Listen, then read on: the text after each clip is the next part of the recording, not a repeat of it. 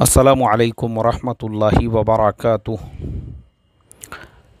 मोहतरम भाइयों, बुज़ुर्गों, दोस्तों, इज़राइल और फ़लस्तीन के दरमियान में जैसे जैसे कशीदगी बढ़ती जा रही है, वैसे वैसे एक चीज़ देखने में मिल रही है कि अक्सर लोग हज़रत इमाम महदी तस्करा करने लगे हैं। बहुत सारे लोगों के बयानात में भी ये चीज़ सुनने के लिए मिल रही है कि हज़रत इमाम महदी आ चुके हैं, कुछ लोग बोल रहे हैं कि आने वाले हैं। ऐसे ही इस ताल्लुक़ से मेरे अपने भी जो वीडियोस यूट्यूब चैनल के ऊपर हमारे अपलोड हैं, उसके नीचे भी मैं कमेंट्स देख रहा था, तो उसमें भी बहुत सारे लोगों का ये कहना था कि बस अब दुनिया में ऐसे हालात पैदा हो चुके हैं कि हज़रत इमाम महदी आ चुके हैं या आने वाले हैं। तो कुछ गलत फहमियाँ हैं जिनका मैं यहाँ पे इजाला करना चाहता हूँ, और वो बातें जो कुरान और हदीस से साबित है वो आज आप तमाम लोगों तक पहुंचाना चाहता हूं। उसका रीज़न ये है, उसकी वजह ये है कि क्या होता है कि हदीस में हज़रत इमाम महदी कब आएंगे, क्योंकि ये तो देखो हमारा अक़ीदा है, ये हमारा अक़ीदा है। और सिहाए सित्ता की जो किताबें हैं, बुखारी शरीफ को छोड़कर बाकी तमाम किताबों के अंदर हज़रत इमाम महदी क़यामत के करीब आएंगे, लेकिन उनके आने की जो अलामतें और जो हालात बयान हुए हैं वो भी हमको पता होना ज़रूरी है। एक्चुअल प्रॉब्लम ये हो रहा है कि इन्हीं बयानात का सहारा लेकर जो हमारे बयानों में ये चीज़ आ रही है, मुज़ाकिरों में ये चीज़ आ रही है, बहुत सारे ऐसे लोग जो इंडिया में रहने वाले हैं और इंडिया के बहुत सारे रियासतों में रहने वाले हैं, उन्होंने ख़ुद ही मेहदी होने का दावा कर लिया। ख़ुद सूबे महाराष्ट्र के अंदर एक साहब तो ऑलरेडी महदी बन के बैठे हुए हैं। उनके अलावा माजी करीब में ऐसे और कुछ लोगों का तस्करा सुनने को मिला था जिन्होंने महदी होने का दावा किया था। फिर हमारे पड़ोस में गुजरात के अंदर हमारे एक जानने वाले ने कल मुझे बताया, बोले मौलाना हमारे गुजरात के अंदर भी फुलाने शहर की झोपड़पट्टी के अंदर एक साहब अमलियात करते थे। लोग बहुत ज़्यादा उनके मुतक़िद थे, उनको सब बापू बापू बापू के नाम से जानते थे। अब वो बापू साहब ने देखे कि अच्छी अपनी दुकान लग चुकी है, लोग मेरे अंध भक्त भी बहुत ज़्यादा बन गए हैं, लोग मेरे पास में नींबू हरी मिर्ची पे दम कराने के लिए आते हैं, दुआ फूकी के लिए, झाड़ फूँक के लिए। तो जब उन्होंने देखे कि मेरे मुतक़िदीन की और अंध भक्तों की एक अच्छी खासी तादाद हो गई है, तो उन्होंने भी ऐलान कर दिए कि भाई मैं भी महदी हूँ बोलकर। अल्लाह हिफाजत फरमाए। ऐसे ही अभी रमज़ान के अंदर हैदराबाद की एक ख़बर में पढ़ रहा था कि हैदराबाद में तो एक साहब ने ईसा होने का दावा किया। अब जिन साहब ने ईसा होने का दावा किया उनकी स्टोरी भी सेम ऐसी ही थी कि पहले वो भी अमलियात करते थे। ख़ास तौर पे औरतों का मेला और हुजूम उनके पास में लगा हुआ होता था औलाद के लिए। अल्लाह हिफाजत फरमाए। इसी तरह से नींबू हरी मिर्ची झाड़ फूँक और ये सब चीज़ों में उन्होंने पहला अपना अच्छा मार्केट बनाई, और वो बनाने के बाद में ईसा होने का दावा भी किया। और सबसे बड़ी हैरत की बात यह है कि उनके मानने वाले भी लोग वहाँ पे पैदा हो गए। अल्लाह हिफाजत फरमाए, अल्लाह इस गुमराही से हमारी कौम की हिफाजत फरमाए।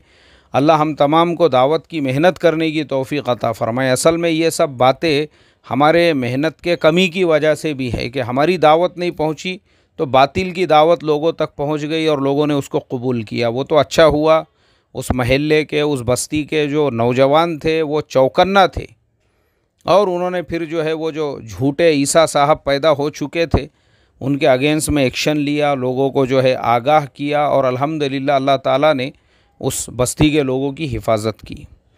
तो बहरहाल मुझे बताना यही है कि हम तमाम लोगों को पहले तो ये पता होना चाहिए, ये बात अपनी जगह 100% हक़ है कि क़यामत से पहले हज़रत इमाम महदी तशरीफ़ लाएंगे, लेकिन वो हालात कैसे होंगे जो अहादीस की रोशनी में हमको मिलते हैं। वो ये कि इस्लाम का जो लश्कर है, जो अल्लाह के रास्ते में लड़ रहा होगा, उस लश्कर के जो उलमा होंगे, सुलहा होंगे, वो हज़रत इमाम महदी की तलाश में निकलेंगे, और वो उनको मिलेंगे बैतुल्लाह में, जो बैतुल्लाह का दरवाज़ा और हजर अस्वद दोनों के दरमियान की जो जगह है जिसे मुल्तज़िम कहते हैं, उस जगह पर जो है हज़रत इमाम महदी अलैहिस्सलातु वस्सलाम इनको मिलेंगे और फिर ये इनको लाकर उस लश्कर का अमीर बना, यानी उनसे कहा जाएगा कि ये जो लश्कर है अब ये कमान आपके अलावा कोई संभाल नहीं सकता। फिर अल्लाह तबारक व तआला उनके हाथों पर मुसलमानों को कामयाबी अता फ़रमाएंगे और जब मुसलमानों को कामयाबी मिलेंगी तो जितना भी बातिल रहेगा वो जड़ से ख़त्म हो जाएगा। ये बात अपनी जगह पे बरहक है। तो इसमें दो बातें हैं। और एक चीज़ अल्लाह के नबी सल्लल्लाहु अलैहि वसल्लम ने फरमाया कि हज़रत इमाम महदी के बारे में ये फ़रमाया कि जो मेरा नाम है वही उनका नाम होगा और जो मेरे वालिद का नाम है उनके वालिद का नाम भी वही होगा, यानी उनका नाम भी मोहम्मद होगा, उनके वालिद का नाम अब्दुल्ला होगा। ये दो बातें यहाँ पे अब गौर करने की है। वो दो बातें क्या है? पहली बात तो ये है कि उनका नाम और उनके वालिद का नाम। दूसरे ये कि वो अरबी होंगे और अल्लाह के नबी ने फरमाया मेरे कबीले और मेरे ख़ानदान से होंगे।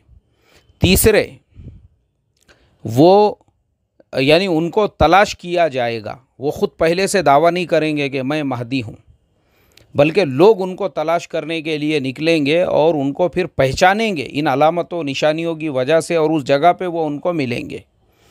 तो अब यहाँ पे गौर करने वाली बात यह है कि जो ख़ुद से दावा करे कि मैं महदी हूँ तो वो कज़्ज़ाब है, वो झूठा है। दूसरी चीज़ वो अरबी होंगे और मक्कतुल मुकर्रमा के अंदर उस जगह पर वो होंगे। अब ना जो अरबी है और हमारे इंडिया में रहने वाला है, महाराष्ट्र में 2-2 3-3 महदी पैदा हो गए, हैदराबाद में एक पैदा हो गया, गुजरात के अंदर एक पैदा हो गया और बाकी रियासतों का हाल नहीं मालूम है मुझे।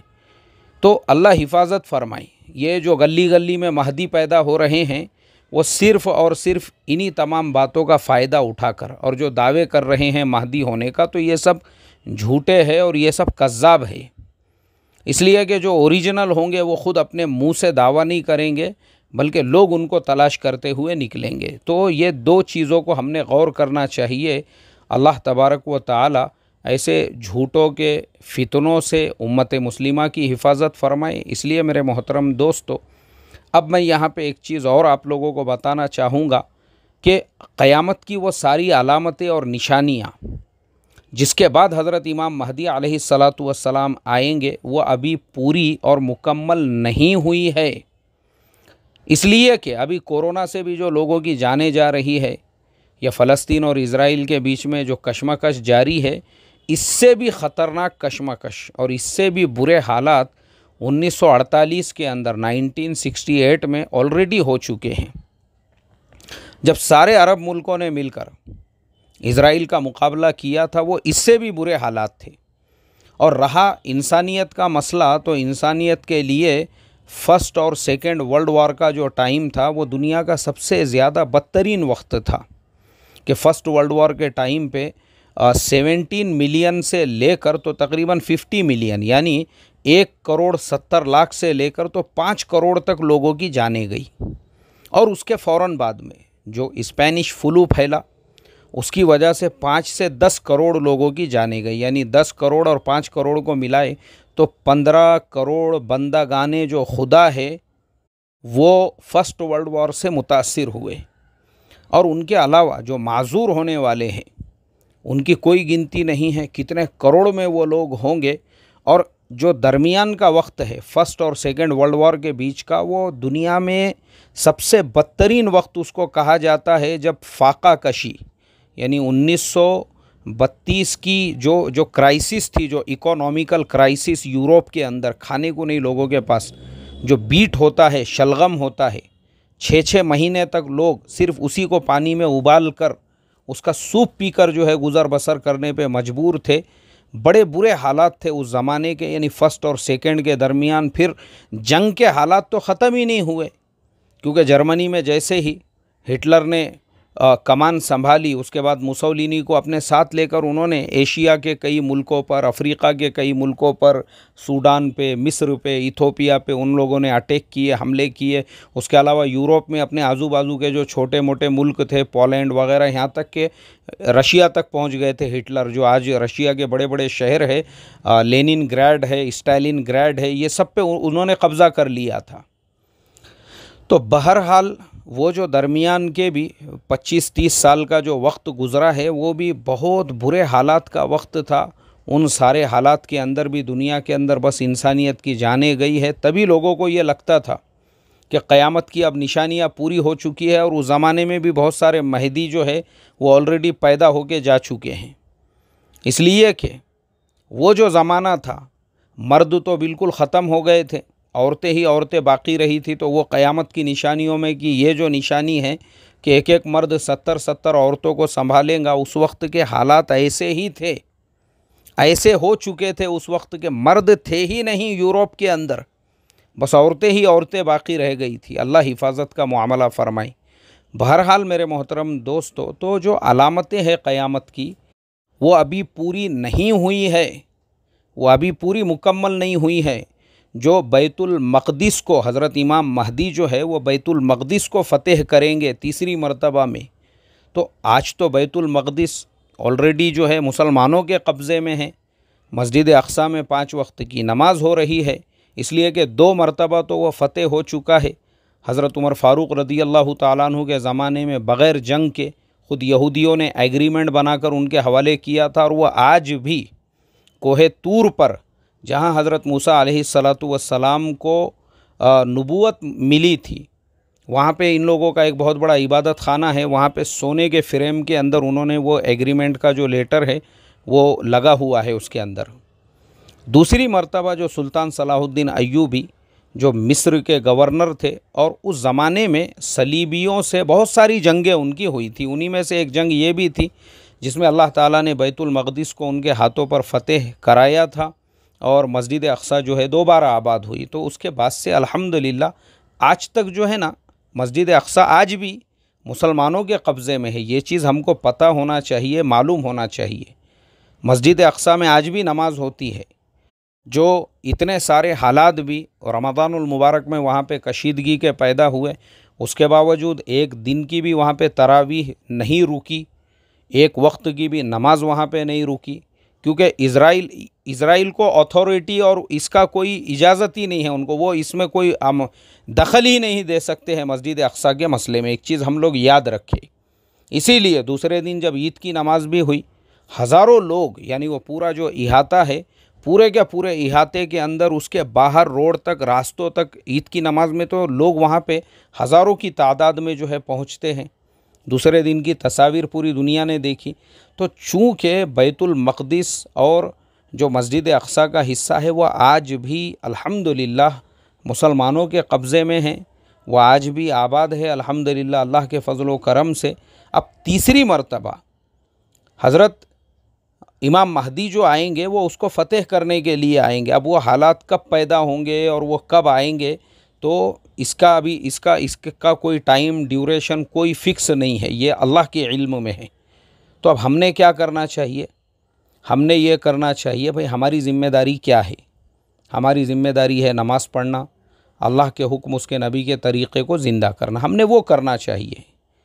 अब ये ज़बरदस्ती का जो तस्करा करना है, इसमें 2 बातें हैं। एक बात तो ये है कि ये नाउम्मीदी की अलामत और निशानी है, जो बार बार ये तस्करा करना कि बस अब तो इमाम महदी के आने का वक्त आ चुका है, तो ये इस बात की निशानी है आप नाउम्मीद हो चुके हैं। तो आप अपनी लाइफ को फेस नहीं करना चाहते। जो हालात आपके सामने आ रहे हैं, तो हालात कितने भी बद से बदतर आएंगे, हमारा काम है हम उनको फेस करते हुए आगे बढ़े, अल्लाह के हुक्म, उसके नबी के तरीक़े के मुताबिक ज़िंदगी गुजारें। हमको अभी जो करने के लिए कहा गया है हम वो करें।